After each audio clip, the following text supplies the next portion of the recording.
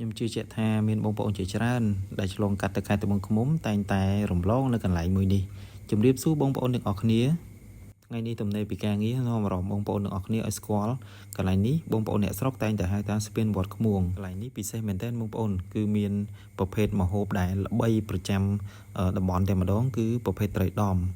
បងប្អូនណាខ្លះដែលស្គាល់ប្រភេទត្រីដំបងប្អូនដែលមិនទាន់បានសាករសជាតិបងប្អូនកុំភ្លេចណាមកសាកទាំងអស់គ្នាប្រភេទត្រីស្រស់ៗដែលប្រជានេសាទគាត់បានលក់នៅខាងលើគឺគាត់ដាក់ឧបករណ៍ម្យ៉ាងគេហៅថាឆ្នុក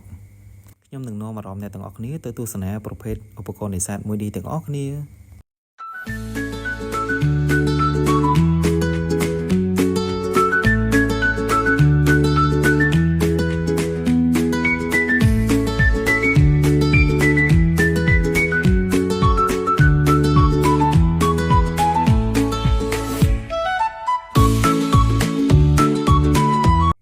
ឧបករណ៍ប្រភេទនេះគេធ្វើមកពីដើមឫស្សីបងប្អូន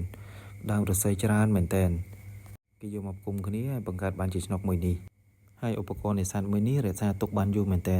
ចន្លោះពី7ឆ្នាំរហូតដល់10ឆ្នាំពិតជាងាយស្រួលនៅក្នុងការនេសាទមែនតើនឹងគ្រាន់តែបងប្អូនទម្លាក់ស្បៃទៅក្នុងទឹកទុករយៈពេល15នាទីទៅ30នាទីបងប្អូនលើកមកវិញនឹងទទួលបានត្រីចម្រុះមិនថាកូនត្រីមិនថាត្រីធំមិនថាត្រីតូចគឺជាប់នៅក្នុងនេះទាំងអស់ហើយឧបករណ៍នេសាទមួយនេះពិសេសត្រង់ថាអាចនេសាទបាន24ម៉ោងតែម្ដងមិនថាយប់មិនថាថ្ងៃទេឲ្យតែមានកម្លាំងនៅក្នុងការលើកលែងតែករណីខ្យល់ភ្លៀងព្យុះផ្សេងទេបងប្អូនដែលប្រជានេសាទរបស់យើងមិនអាចដាក់បានអរគុណបងប្អូនសម្រាប់ការទស្សនាវីដេអូមួយនេះជួបគ្នាវីដេអូក្រោយ